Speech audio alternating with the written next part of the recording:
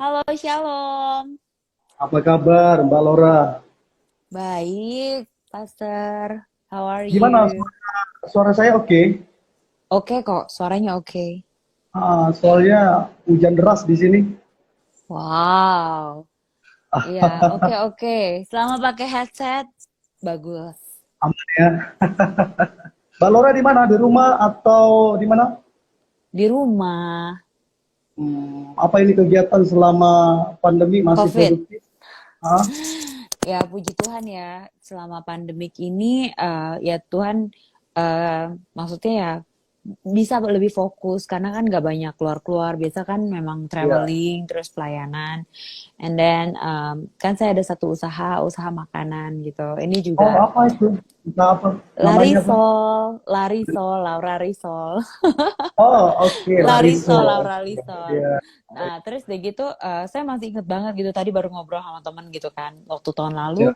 when I want to start this business gitu kan, hah, jual risoles gitu, yang jual satu satu biji harga 10.000, setiap orang tuh kayak gimana ya, mereka tuh kayak ada beberapa sih, nggak all the people, tapi ada beberapa mereka really underestimate gitu kalau saya tuh jari soles gitu. Terus dia Ah, gitu, ngapain sih, udahlah mendingan saya kasih kamu uang per bulan lah, apalah bla bla bla gitu kan. Terus dia gitu, ya nggak tahu gitu, memang saya tipikal orang kalau memang I wanna do something and start something, ya saya pasti akan kerjakan gitu. Selama saya mhm. masih bisa, saya akan kerjakan gitu. Dan ya nggak nyangka gitu, bener-bener nggak nyangka akan terjadi pandemi seperti ini. Dan bener-bener puji Tuhan kita punya resource frozen tuh laku banget, itu kan jadi cemilan snack gitu kan, yang dimana di luar sana mereka pusing nyari karyawan. Ya Tuhan, bener-bener ya, maksudnya firman tuh katakan apa saja yang diperbuat dengan kedua tangan ini, kalau dengan berkatnya Tuhan, Tuhan akan buat berhasil gitu. Jadi kita malah kurang orang gitu, sampai orang-orang bukannya ya bukannya kita sombong atau pada mau jadi reseller atau apa, cuma emang nggak kepegang, nggak ke handle gitu. Kita punya tim Oh masih iya. sangat sangat sedikit gitu. Udah Every berapa lama day Bu? dari tahun kemarin, it started like bulan Juni. Dari bulan Juni kita udah mulai, terus pokoknya dari tahun kemarin gitu, dari tahun kemarin. Hmm. Terus memang saya banyak keluar, jadi kan yang handle karyawan. So, saya belajar ketika kita dapat struggle, kita dapat masalah hidup gitu.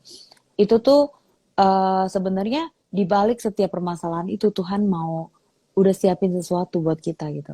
Saya masih ingat Oh, ketika pas waktu saya waktu jalanin ini, ya pokoknya nggak mudah lah, benar-benar nggak mudah. Tapi sekarang saya benar-benar bisa melihat gitu bahwa apa yang Tuhan janjikan untuk hidup anak-anaknya, as long dia gak males, berkat itu pasti akan tercurah. Selama 2 tangan ini kita masih mau kerja, tambah lagi minta hikmat dari Tuhan, minta Tuhan bukakan gitu. Karena kan di dalam dia ada hikmat gitu kan. Nah, jadi kejar Tuhannya. So, dia akan bukakan kepada kita gitu. Karena dia Tuhan yang sangat kreatif. oh, oke. Terus bagaimana dengan Mbak Laura kan setahu saya tulis buku kan? Iya, Udah iya. berapa buku? Buku ada 3 yang Semua saya tulis sendiri. masih ada di toko buku semua. Apa aja Toko ya? buku nggak ada ya, karena puji Tuhan buku saya laku, jadi ada di Tokopedia, ada. Oh, Terus sekarang lagi bikin nulis buku lagi. Yang 3 buku sendiri, terus ada yang satu with my mom, terus ada lagi buku-buku yang gabungan-gabungan Mbak, gitu yang sih. tiga itu Ada apa aja judulnya? Yang tiga itu judulnya apa aja? Unbroken Wings, Unbroken Spirit, Kazoku, yang sekarang lagi harusnya bulan April kemarin udah terbit, tapi nggak belum terbit gitu. Judulnya You Are My Precious. Saya ini sempat ikuti Mbak Laura karena kan Mbak Laura sering pelayan ke gereja, apalagi di IHS dan yang lain. Nah, kebetulan kan teman-teman banyak di sana. Terus saya lihat masih Mbak Laura ini kok eh, banyak banget di gereja-gereja teman ini. Nah, saya coba cari tahu. Oh, saya tidak terlalu perhatikan, ternyata dulu kisah perjalanannya keren banget gitu, tentang uh, pramugari ya, pramugari tahun berapa itu, dari tahun berapa ke tahun berapa dulu aktif jadi pramugari? Jadi pramugari cuma 1,5 tahun, cuma dari Oh, tahun 2000, 2000, pokoknya 2002 saya lulus, 2003, 2004 saya kecelakaan. Jadi pokoknya cuma 1,5 tahun lagi saya jadi pramugari. Sisanya jadi pramugarinya Tuhan Yesus.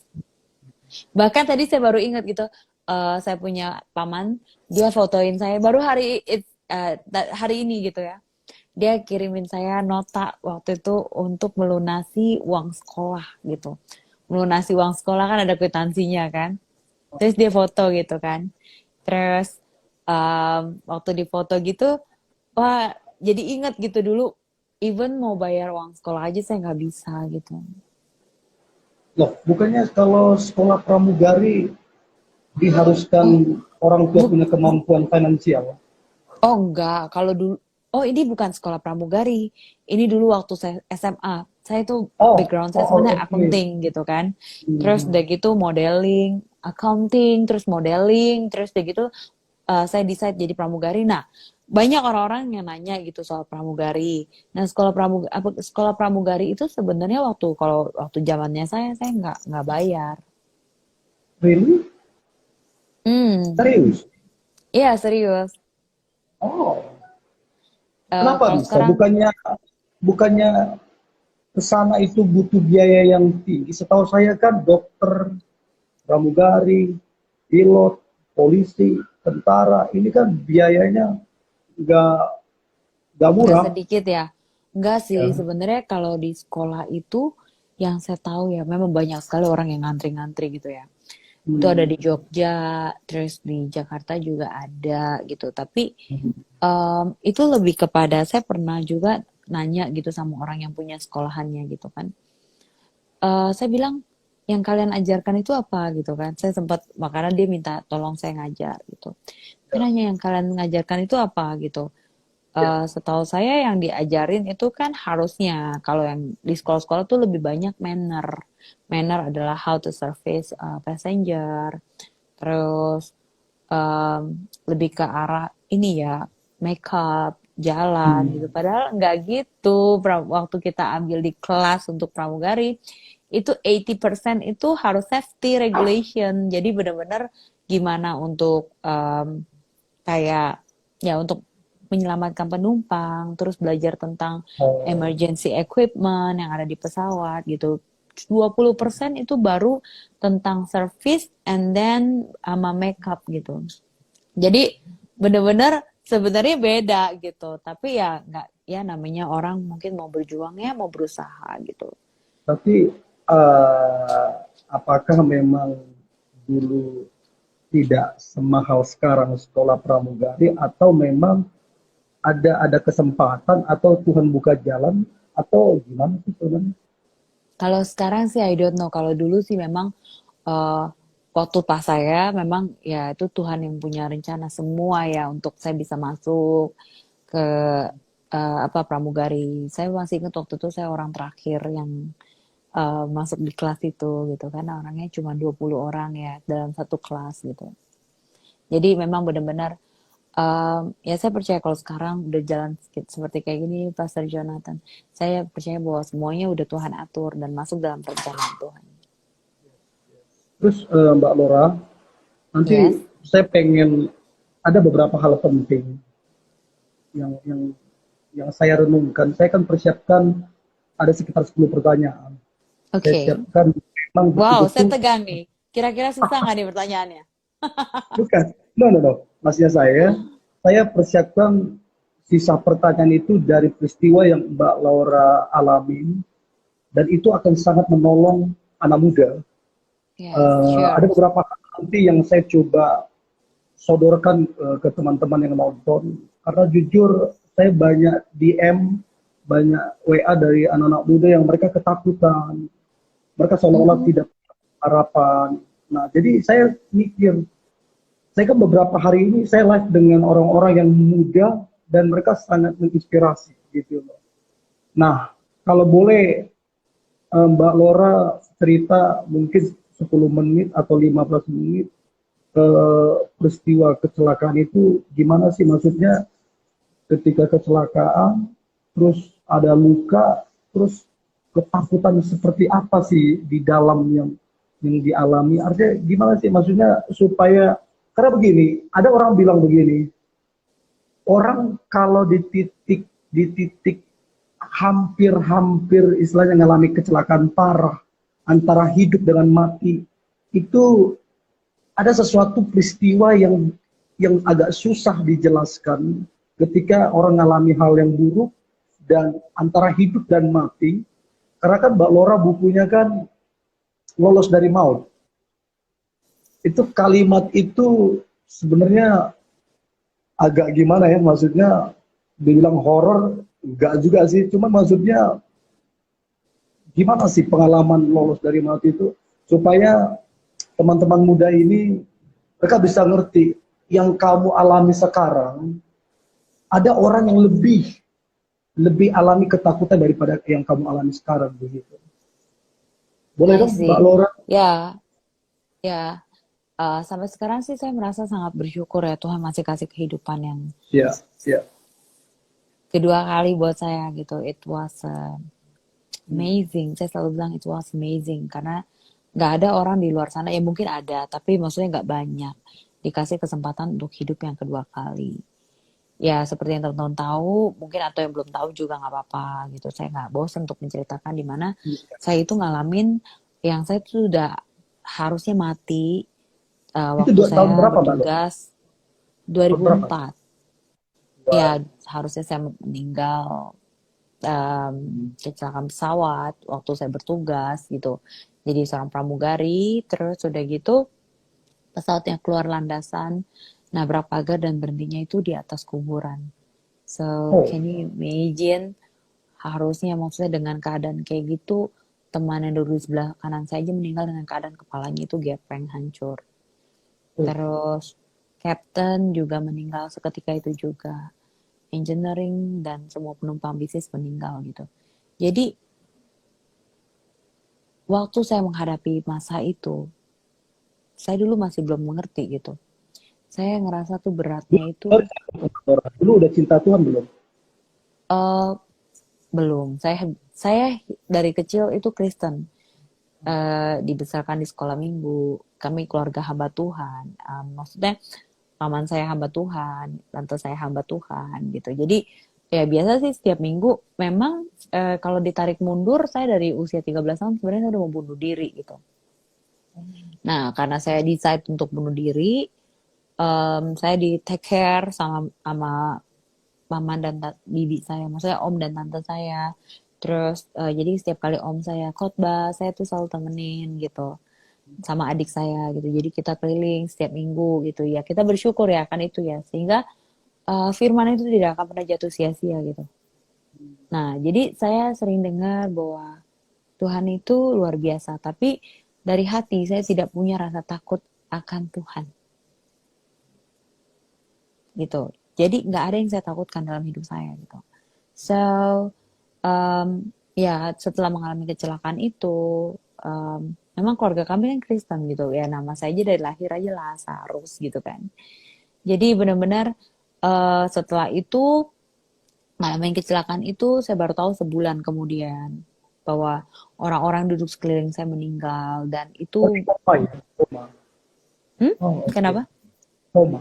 Koma, waktu itu koma. Iya, Ada koma. koma selama 3 hari dan saya melalui perjalanan yang dikatakan orang adalah near death experience gitu. Jadi benar-benar perjalanan yang saya lalui ya nggak mudah gitu. Apalagi setelah saya mengetahui teman-teman saya ternyata harus meninggal. Terus saya harus menjalani. Saya waktu itu ngerasa kok saya harus jalanin ini semua sendiri gitu. Di mana teman saya, terus Hmm. di mana ini gitu. Saya dulu sempat ngerasa kok Tuhan nggak adil gitu. Kenapa ini harus terjadi sama saya gitu. Tapi ya kembali lagi gitu. Mungkin memang ada momen di mana kita ditempatkan benar-benar ya semuanya itu tergantung hati kita. Sebenarnya Tuhan tuh udah maksudnya ya Tuhan tuh ya mungkin mengizinkan itu terjadi untuk terjadi pada anak-anaknya untuk mendatangkan kebaikan. Nggak ada hal yang Hmm. buruk. Kan Hmm. Tuhanku tak akan pernah memberi ular beracun pada anak yang minta roti. So, dari kejadian itu, banyak hal yang terjadi. Itu saya anggap itu adalah menjadi satu proses lah. Proses Hmm. dalam hidup. Perubahan itu kan Hmm. memang harus terjadi setiap hari ya. Sampai sekarang pun juga kita harus tetap terus mengalami perubahan-perubahan gitu. Tapi memang momen itu terjadi, itu benar-benar momen yang dimana badai hidup saya itu benar-benar besar sekali terjadi. Kayak Itu titik hantaman. balik, titik baliknya Mbak Lora ya. Iya, kalau saya lihat orang bilang titik balik, tapi ternyata waktu jalan yang kemarin titik balik itu bisa berulang-ulang kali sih. Oh ya. Yes, gitu. Jadi saya ngalamin titik balik itu berkali-kali gitu. Kayak udah bisa jalan, retak lagi gitu kan. Itu nggak gampang ya. Oh. Terus kayak dalam dan ini kayak cerita gini kan, saya bikin buku kan, saya ada penerbitan buku gitu. Jadi it's like kamu mau nulis judulnya apa gitu. Misalkan judulnya ekonomi, tapi itu jawabannya satu. Judulnya apa? Penyakit. Tapi jawabannya satu. Jawabannya yaitu Tuhan Yesus gitu. Jadi apapun cerita dalam judul buku yang dituliskan. Jadi setiap sisi dalam hidup kita Tuhan tuh mau kikis. Tuhan tuh mau bikin kita tuh jadi indah di mata dia gitu. Benar-benar dibikin Hmm. beautiful gitu. Satu karya yang sempurna di mata Tuhan. Nah, untuk sampai ke situ memang gak mudah gitu. Ada air mata, ada tantangan, ada rintangan gitu. Hmm. Tapi kalau kita benar-benar hadapi dengan hati gitu, dengan sikap hati yang benar, itu akan sangat beautiful sekali. Wow, wow, wow. Terus Mbak Lora ketika kecelakaan terjadi, terus koma, terus mengalami operasi, waktu itu apa yang paling ditakutkan?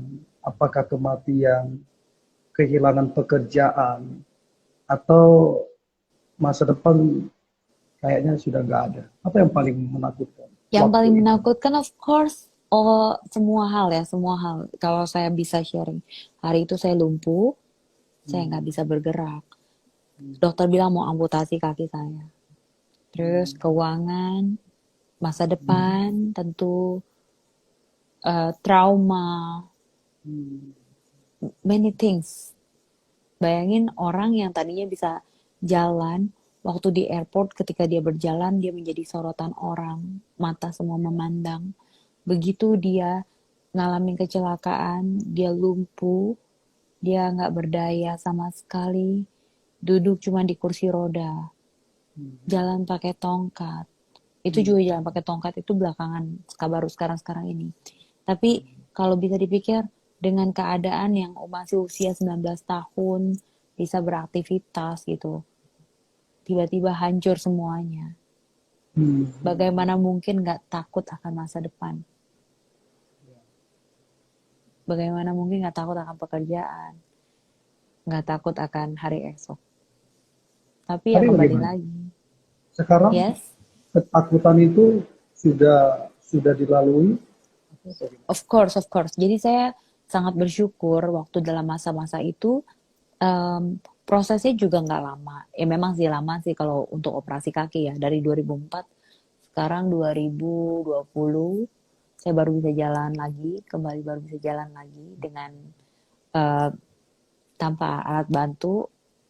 Itu Oh benar-benar, wow. ya itu benar-benar, ini baru belakangan ini aja, baru beberapa bulan belakangan ini gitu. Tapi sebelumnya dokter bilang mau diamputasi lah, terus dibilang em, nggak ada harapan lah gitu kan.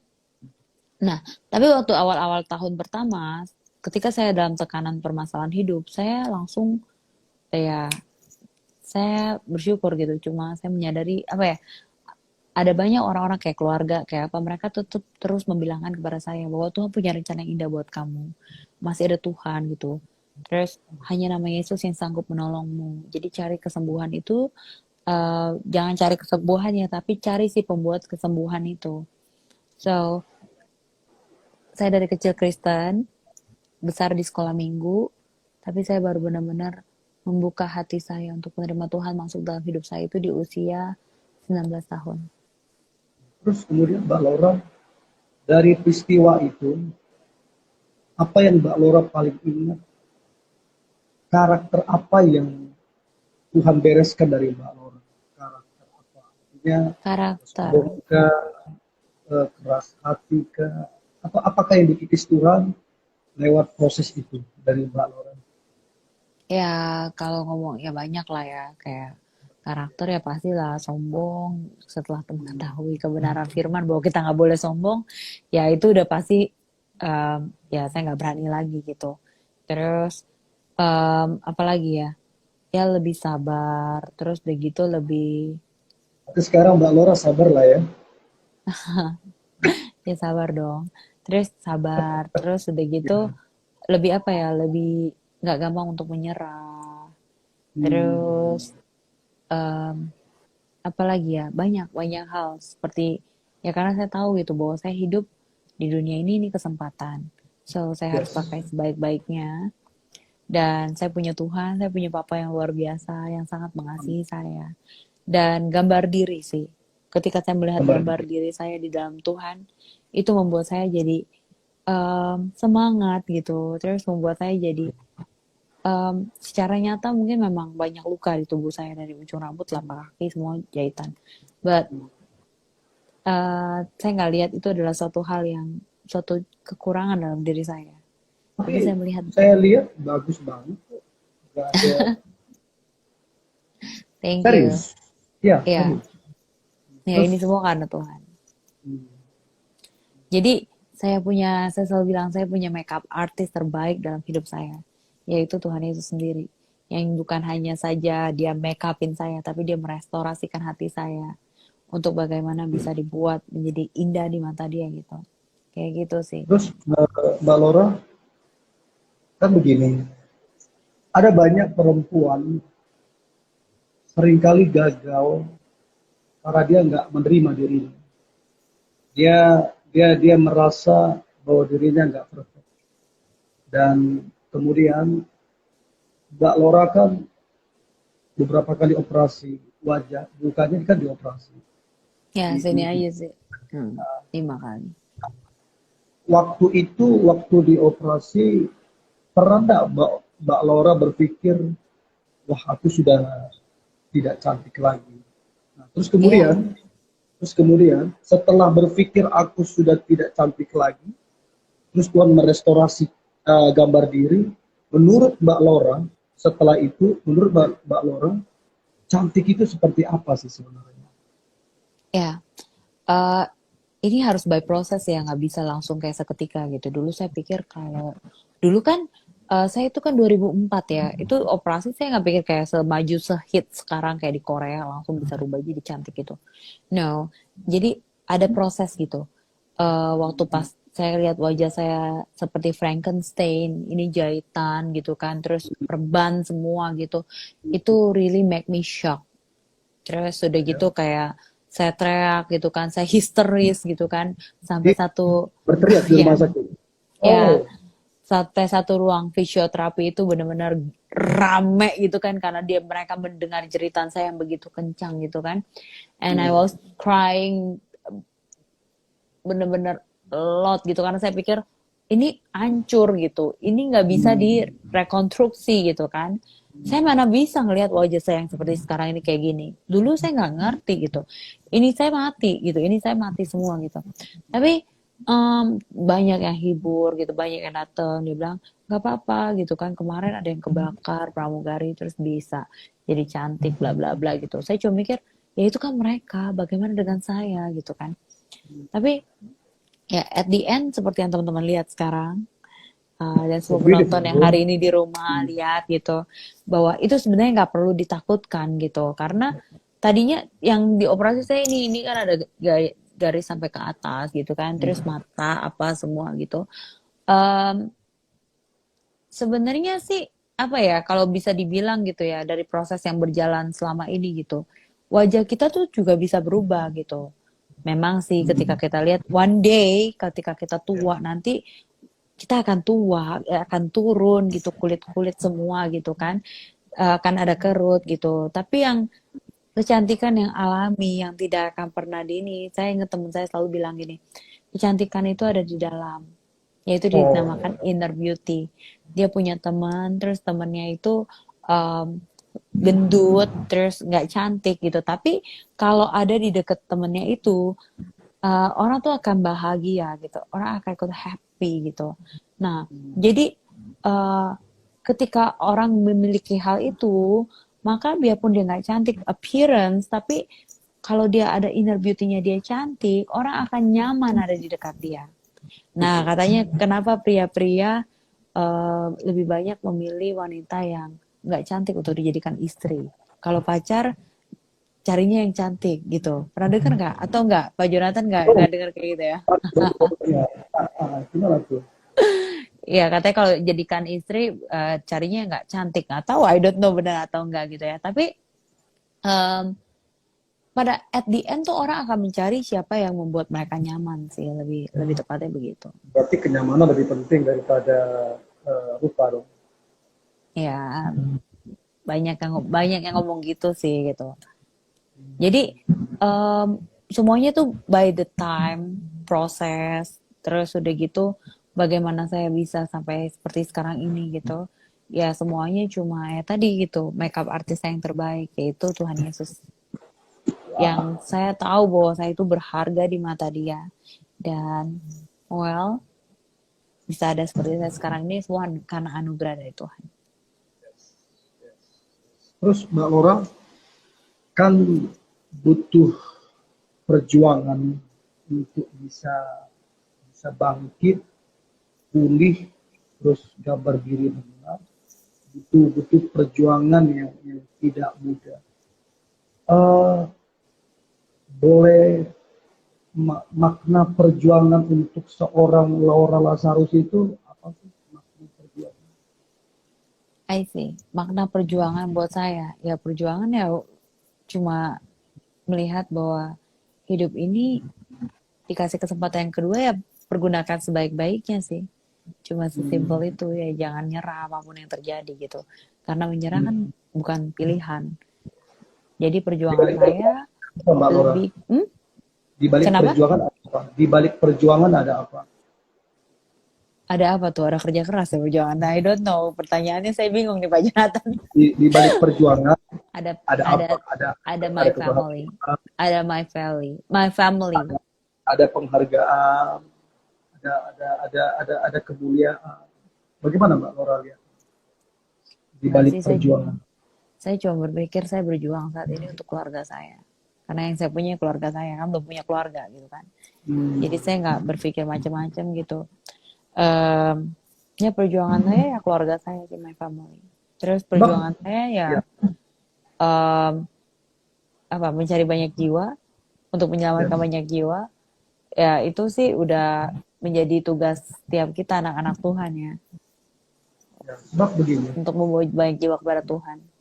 saya selalu bilang di di balik perjuangan itu ada nilai. Orang yang berjuang ada nilai di dalam hidup. Dan saya percaya apa yang semua Tuhan percayakan di Mbak Laura sekarang, jadi motivasi orang, menulis buku, bangkit jadi inspirasi, itu kan mesti ada nilai di situ. I Dan see. nilai itu lahir dari perjuangan seorang Mbak Laura, dari proses yang mungkin tidak semua orang bisa lalui itu. Ya, Terus Mbak Laura, eh, bagaimana pandangan Mbak Laura tentang masa depan? pandangan saya bersama dengan ya dalam Tuhan masa depan itu sungguh ada dan pengharapan saya nggak pernah hilang. Jadi masa depan saya kalau saya bersama dengan Kristus selalu ada pengharapan baru. Oh iya. Terus saya kan lihat eh, beberapa video Mbak Laura cuplikannya di YouTube, beberapa beberapa media lain. Bagaimana Mbak Laura cerita ke orang yang mungkin tidak kenal Yesus, tidak kenal Juru Selamat, diundang live di acara televisi, Mbak Laura ceritakan kebaikan Tuhan, karena Tuhan. Apalagi saya, kalau nggak salah saya nonton Mbak Laura yang di Indonesia Liars Club. Pernah ke situ ya? Atau Jakarta Liars Club. Pernah ke situ Indonesian juga. Lawyers Club, ya. Iya, Liars Club. Nah, Mbak Laura cerita bagaimana Tuhan menolong karena anugerah Tuhan. Nah, bagaimana Mbak Laura melihat dan memandang, menilai Tuhan setelah dari peristiwa itu? Apakah memang Tuhan itu betul, dia sabar, dia murah hati? Kan orang dulu sebelum mengalami sesuatu, orang kan tahu nih, oh ya, Tuhan itu sabar tuh, iya, Tuhan itu pemaaf. Tapi kita kadang hanya ucapkan tuh, kita belum sampai ngalamin seperti Mbak Laura alamin, di tengah peristiwa, di tengah dengan hal-hal yang mungkin hampir hilang pengharapan, tiba-tiba muncul seperti sekarang ini. Nah, bagaimana Mbak Laura nilai Tuhan setelah pengalaman-pengalaman itu? Ya, saya cuma bisa bilang Tuhan itu adalah seorang Bapak. Seorang Bapak yang bagaimana dengan Bapak yang di dunia. Kalau seorang Bapak yang di dunia, ya dia mengajar. Kalau kita ada salah, ya dia akan mendisiplinkan kita. Ya, pandangan saya sih sebagai seorang Bapak dan anak. Jadi Tuhan itu adalah Bapa.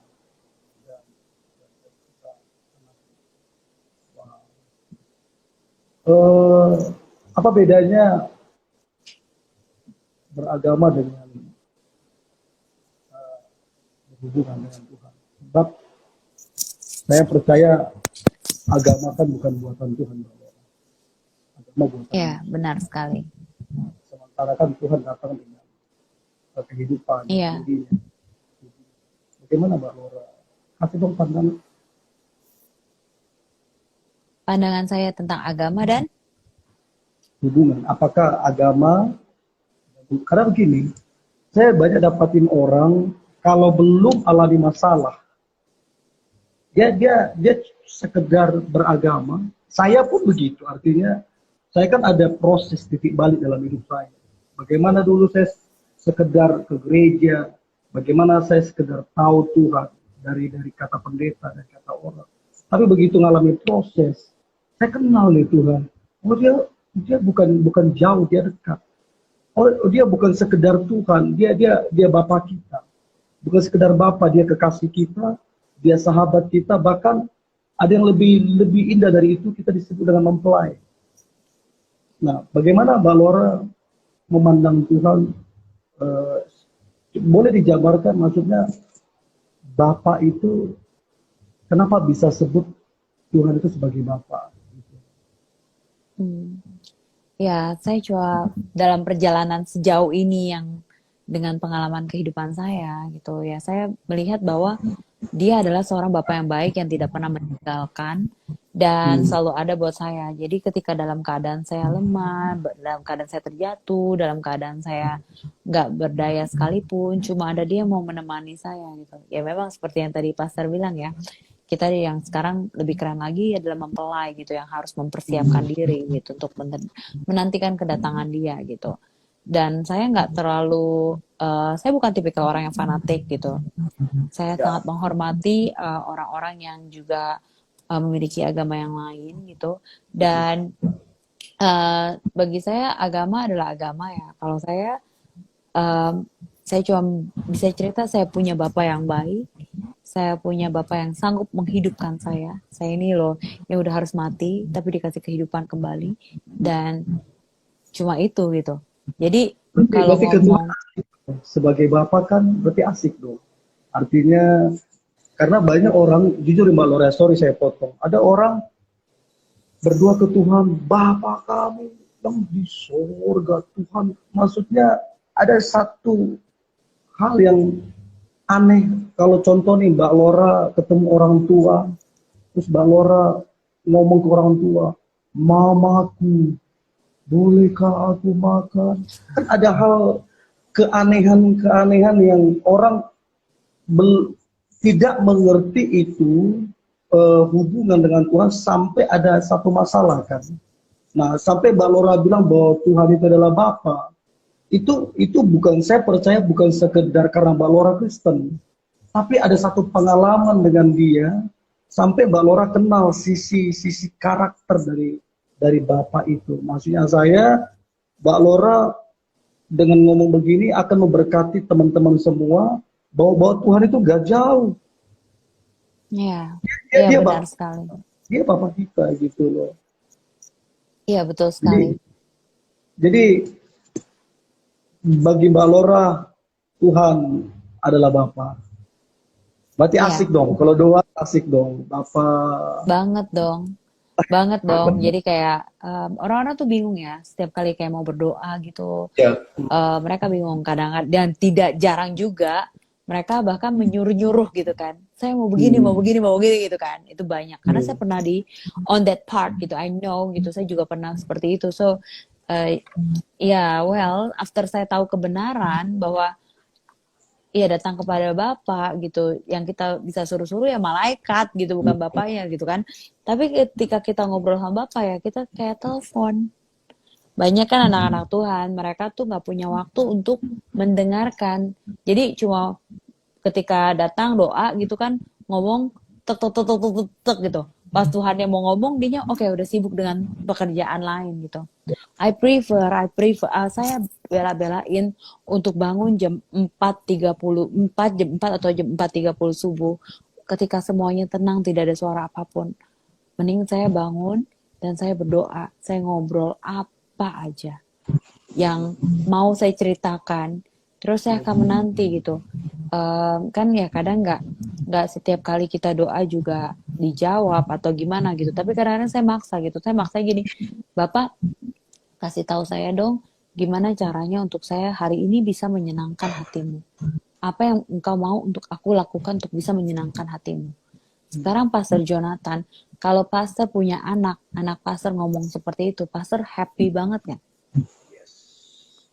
So, ketika saya ngomong seperti itu, pernah satu kali, saya ingat banget gitu, waktu saya ngomong, Bapak, kalau engkau mau suruh aku ke kanan, aku akan ke kanan. Kalau engkau mau suruh aku ke kiri, aku pun akan ikut engkau ke kiri.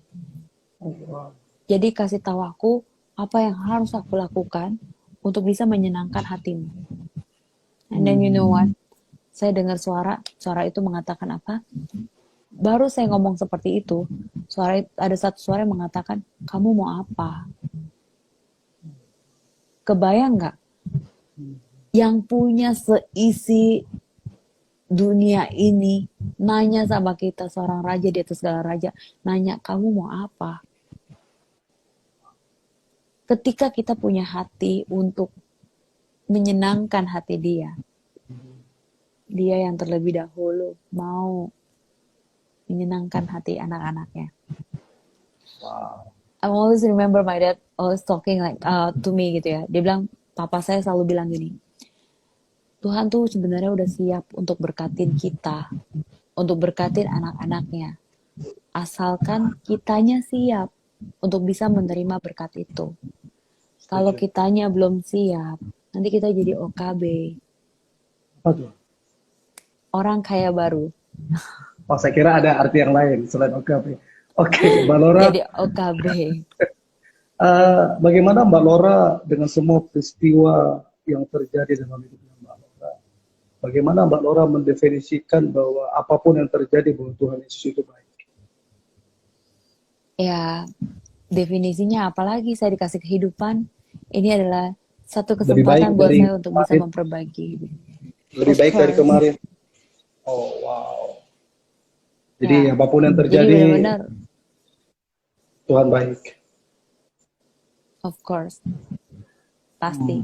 Wow. Nggak ada yang Wow. jahat. Mungkin mungkin kayak setiap kita gitu kayak ke sekarang kok Tuhan kayak gini sih gitu. Saya sempat tanya loh. Jangankan ini ya, saya sempat tanya Tuhan, oke, jadwal saya di cancel. Saya biarkan ya pastor juga tahu lah 1 bulan saya itu di tempat mana, di daerah mana, di negara mana gitu kan. oke, I'm fine, nggak apa-apa gitu. Setidaknya kan saya masih punya usaha gitu kan. Saya masih ada usaha penerbitan, saya masih ada usaha makanan gitu. Tapi bagaimana dengan hamba-hamba Tuhan yang lain gitu? Waktu saya bertanya kayak gitu, tahu nggak jawabnya apa? Apa tuh? Kamu nggak usah khawatir dengan mereka. Aku yang memelihara hidup mereka. Oh, wow. Kenapa kamu harus pusing? Kenapa kamu harus khawatir untuk hal-hal yang seperti itu? Karena itu adalah urusanku dan mereka tidak. Aku sudah berjanji tidak akan dibiarkan kekurangan. Anak Tuhan tidak akan ya ketika dia minta roti masa ia dikasih ular beracun. So dari situ saya cuma bilang oh iya ya benar ya Tuhan.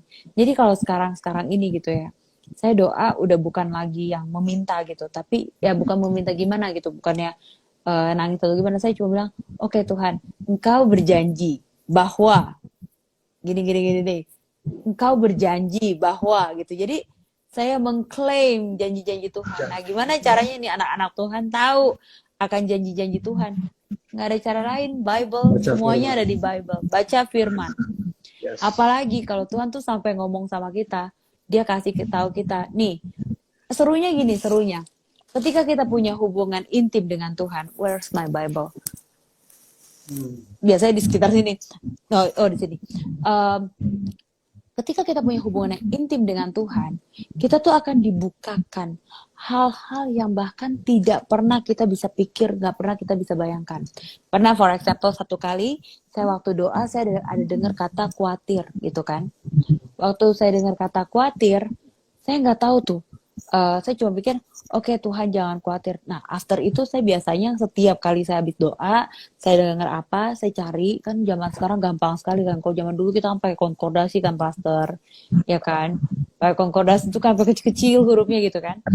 Terus saya lihat gitu misalnya kata khawatir di handphone tek gitu khawatir, nah itu keluar semua tuh kayak misalkan itu keluar semua ada kata khawatir, and then I will write semua firman yang saya dapetin gitu misalkan tentang kata khawatir gitu ya, saya akan catat gitu. Jadi begitu saya catat semuanya gitu kan, nah habis itu setelah saya catat udah ya ini saya hafalin gitu ya, memang sih agak-agak ini ya, tapi kalau menurut saya enjoy dengan itu gitu, and I like it gitu. Jadi saya lakukan apa yang saya suka gitu kan. Udah. Setelah udah tulis, tahu nggak apa yang terjadi, Pastor? Hmm. Ternyata hari itu saya dihadapkan oleh begitu banyak kekhawatiran. Hmm. Hmm. Yang saya sendiri tuh nggak tahu gitu bahwa itu akan terjadi. Kayak misalkan saya harus ngadepin kan ternyata ada terjadi itu waktu itu tanggal 29 Maret. Itu kalau nggak salah udah COVID. Jadi saya selalu catat tanggal, selalu catat kata-katanya gitu kan. Jadi begitu saya catat gitu ya, ternyata hari itu saya harus menghadapi karyawan, harus ya ngurusin ya banyak hal lah gitu tentang hal-hal yang kekhawatiran gitu. Jadi saya cuma pikir, oh iya ya tadi pagi kan udah diingetin nggak boleh khawatir, dan saya punya ayat-ayat yang begitu banyak saya catat gitu kan.